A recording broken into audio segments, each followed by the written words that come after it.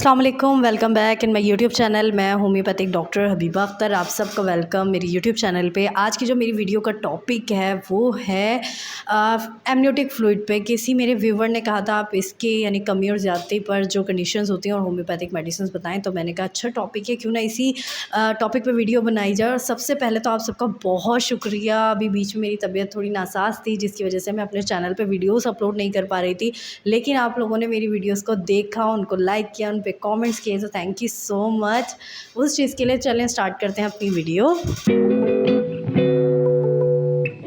Doctor Habiba Akhtar DHMS RHMP ख़वातीन के मखसूस और पोशीदा अमराज का इलाज, जल्दी अमराज, चेहरे के दाग धब्बे, सीने के अमराज, लिकोरिया, बच्चों में भूख का न लगना, बवासीर, इन तमाम अमराज का कामयाब इलाज के लिए हमारे क्लिनिक विजिट करें। डॉक्टर हबीबा अख्तर, रोजाना दोपहर 2 बजे से शाम 5 बजे तक। Time homeo Unani store and clinic. Address matric board office, Jinnah university gate के बराबर में। सबसे पहले तो एमनियोटिक फ्लूइड होता क्या है। ये जब कोई वुमेन कंसीव कर लेती है तो उसके 10 या 12 दिन के बाद एक फ्लूइड बनना शुरू होता है, जिसमें वो बच्चा जो होता है बेसिकली वो पनपता है, वो बढ़ता है।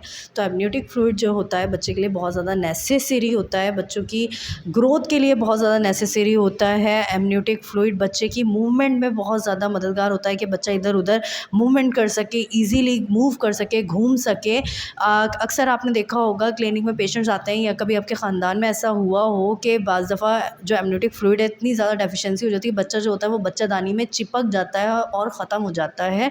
तो एमनियोटिक फ्लूइड बच्चे के लिए कितना ज़्यादा नेसेसरी है, ये बच्चे की लंग्स के लिए बहुत ज़्यादा नेसेसरी है, क्योंकि ये बच्चे की ब्रीथ में बहुत अच्छा, यानी बच्चा उसी एमनियोटिक फ्लूइड में सांस लेता है तो ये उसके लिए आसानी पैदा करता है। इसके अलावा बच्चे के जो मसल्स होते हैं, जो बोन्स होती हैं, उनके डेवलपमेंट में ये असिस्ट करता है।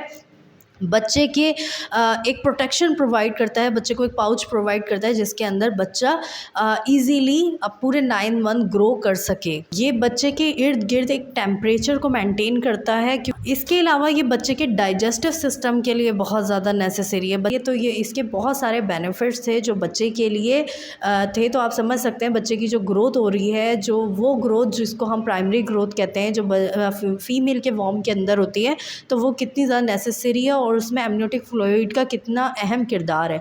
अब बाज़ औक़ात हमें देखने में नज़र आता है कि एमनियोटिक फ्लूइड की डेफिशिएंसी, ये मोस्टली नज़र आता है कि एमनियोटिक फ्लूइड की कमी हो रही है, या पानी का अखराज हो रहा है, या पानी कम हो रहा है।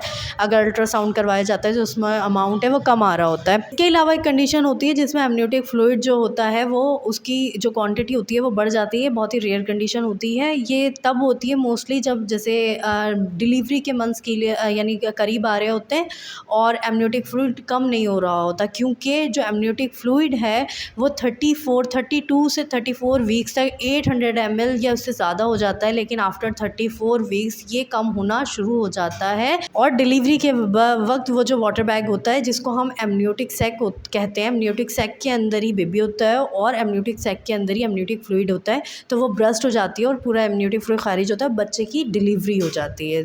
तो हम बात कर रहे थे कि एमनियोटिक फ्लूइड की ज़्यादती हो जाना, तो अगर उस वक्त एमनियोटिक फ्लूइड ना ब्रस्ट हो या ना कम हो तो वो बच्चे को सांस में तंगी पैदा कर देता है और बच्चे की सांस रुकने की वजह से मौत हो सकती है। बच्चे का जो एमनियोटिक फ्लूइड है वो बच्चे के जिस्म के अंदर जा सकता है, लंग्स के अंदर जा सकता है और बच्चे की मौत वाक़ई हो जाती है।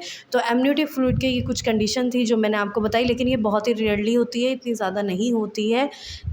इस कंडीशन को यानी एमनियोटिक फ्लूइड की ज़्यादती हो जाए अगर, और या कम ना हो रहा हो एंड के मंथ्स में, तो हम उसको पॉलीहाइड्रोमिनियोस कहते हैं। यानी एमनियोटिक फ्लूइड की ज़्यादती को हम पॉलीहाइड्रोमिनियोस के नाम से मेडिकल टर्म में कहते हैं। और अगर एमनियोटिक फ्लूइड की डेफिशिएंसी हो जाए, जो कि मोस्टली हो जाती है, मोस्ट कॉमन डिजीज़ है फीमेल की प्रेगनेंसी में ये, तो उसको हम कहते हैं ओलिगोहाइड्रोमिनियोस। फीमेल जो है मोस्टली, जैसे कि मैंने कहा, ओलिगोहाइड्रोमिनियोस से सफ़र कर रही होती हैं। तो आज मैं आपको प्रॉपर इन्फॉर्मेशन देने वाली हूँ इस वीडियो में कि अगर ओलिगोहाइड्रोमिनियोस से पेशेंट सफ़र कर रही है तो उसके क्या सिम्टम्स हो सकते हैं, क्या वजूहात हो सकती हैं, और क्या आप होम्योपैथिक ट्रीटमेंट यूज़ कर सकते हैं उनको क्योर करने के लिए, या आप ख़ुद क्यों कौन सी यूज़ कर सकते हैं। लेकिन बेहतर ये है कि आप अपने डॉक्टर को चेकअप करवाएं। डॉक्टर को चेकअप करवाने के बाद जो आपको डॉक्टर प्रिस्क्राइब करे वो आपने, ये जो वीडियोज़ होती हैं सिर्फ आपकी नॉलेज में इजाफा करने के लिए होती है, लेकिन अगर सिम्टम्स जो मैं बताती हूँ मेडिसिन के, अगर वो सिम्टम है उसके अकॉर्डिंग आप ये मेडिसिन ले रहे हैं तो भी आपको ये ज़रूर शिफा देगी। सबसे पहले ओलिगोहाइड्रोमिनियोस के कॉजेज़ क्या क्या होते हैं, यानी इस एमनियोटिक फ्लूइड के कम हो जाने की वजूहात क्या होती हैं। देखें, जो फर्स्ट हाफ ऑफ प्रेगनेंसी होता है यानी 20 वीक्स जो होते हैं, वो 20 वीक्स में जो प्रॉपर यानी एमनियोटिक फ्लूइड बन रहा होता है, वो जो फीमेल वाटर इनटेक कर रही होती है, जो फ्लूइड इनटेक कर रही होती है, उसकी वजह से वो प्रॉपर एमनियोटिक फ्लूइड बन रहा होता है। तो अगर वो 20 वीक्स में, मैं सबसे पहले आपको मैटरनल यानी कॉज बता रही हूँ कि अगर फर्स्ट 20 वीक्स में एमनियोटिक फ्लूइड की डेफिशिएंसी हो रही है तो हो सकता है फ़ीमेल को या फीमेल का बीपी यानी प्री एक्लैम्पशिया वाली कंडीशन। प्री एक्लैम्पशिया वाली कंडीशन जो मोस्टली होती है वो होती है आफ्टर डिलीवरी, लेकिन ड्यूरिंग डिलीवरी भी हो सकती है प्री एक्लैम्पशिया वाली कंडीशन। इसमें फ़ीमेल का जो बीपी होता है वो बहुत ज़्यादा हाई रहना शुरू हो जाता है, यूरिन में प्रोटीन्स आना शुरू हो जाता है और वाटर लीक होना शुरू हो जाता है। इसके अलावा अगर पेशेंट डायबिटीज़ है, अगर पेशेंट को डायबिटिक हो गई है पेशेंट, तो भी उसको फ्लूइड की रिटेंशन हो सकती है, फ्लूइड की कमी हो सकती है और वो ओलिगोहाइड्रोमिनोसिस में सफ़र कर सकती है। इसके अलावा मैटरनल डिहाइड्रेशन, यानी अगर मदर को, जैसे कि मैंने कहा फर्स्ट हाफ ऑफ प्रेगनेंसी में जो मदर होती हैं वो जो वाटर इनटेक करेगी, जो फ्लूइड इनटेक करेगी, उसी ही से जो एमनियोटिक फ्लूइड है वो बनेगा और वो मेंटेन रहेगा वॉर्म के अंदर।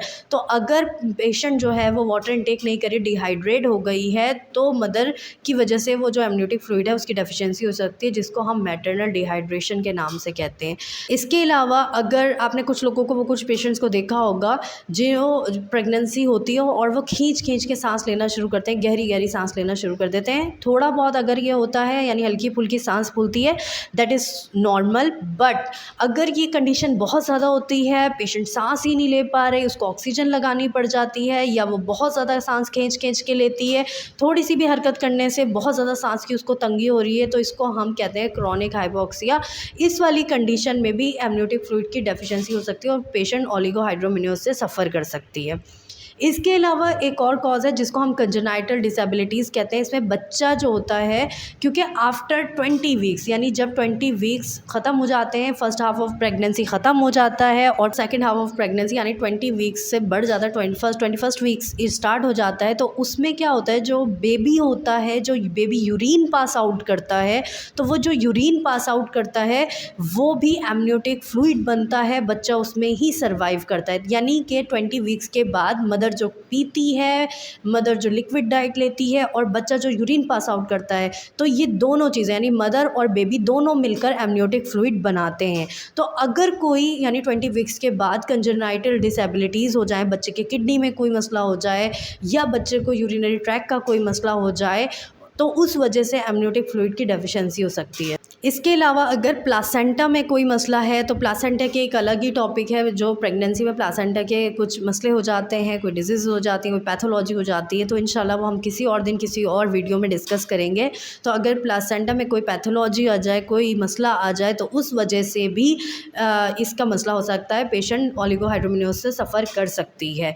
इसके अलावा अगर जो पेशेंट है उसका जो एमनियोटिक सैक है, जिसके अंदर एमनियोटिक फ्लूइड और बेबी होते हैं, अगर एमनियोटिक सैक जो है वो कहीं से लीक हो जाए, कहीं से रप्चर हो जाए, जिसकी वजह से एमनियोटिक फ्लूइड लीक होना शुरू हो जाता है और पेशेंट इससे सफ़र कर सकती है। अब हम बात करते हैं इसके सिम्टम्स की। इसके सिम्टम्स बहुत ही आम है, कोई भी मदर आराम से इसको आइडेंटिफाई कर सकते हैं। अगर वाटर लीक हो रहा है तो यानी पेशेंट को पता चल जाता है, मदर को पता चल जाता है कि मुझे वाटर लीक हो रहा है, तो मुझे डॉक्टर को दिखाना चाहिए। इसके अलावा बच्चे की जो मूवमेंट होती है, अगर वाटर लीक ज़्यादा हो रहा है तो बच्चे की मूवमेंट में काफ़ी ज़्यादा फ़र्क पड़ेगा। बच्चे की जो मूवमेंट है वो स्लो हो जाएगी या काफ़ी हद तक ख़त्म हो जाएगी।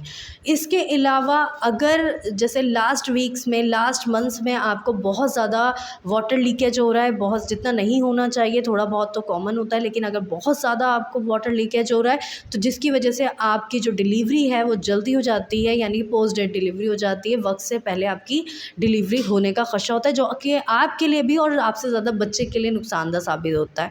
अब हम बात करते हैं इसकी होम्योपैथिक मेडिसिन की। इसकी होम्योपैथिक मेडिसिन बहुत ही ज़बरदस्त है, मेरी प्रैक्टिस में बहुत ही अच्छा काम किया है। मैं आपको ज़्यादा मेडिसिन नहीं बताती हूँ अपनी वीडियोस में, गिनी चुनी बताती हूँ जो कि मेरी प्रैक्टिस में बहुत ज़्यादा यूज़ की जाने वाली दवाइयाँ हैं। सबसे पहली जो दवा है वो चाइना ऑफ है। अगर क्योंकि इस मेडिसिन का एक बहुत अहम सिम्टम है, अगर कोई भी फ्लूइड की यानी अगर आपकी बॉडी से किसी भी किस्म का फ्लूइड ज़ाया हुआ है और उसकी वजह से आपको बहुत ज़्यादा वीकनेस हो रही है या कोई भी कॉम्प्लिकेशन आपको आ रही है, तो चाइना ऑफ बहुत अच्छा काम करती है।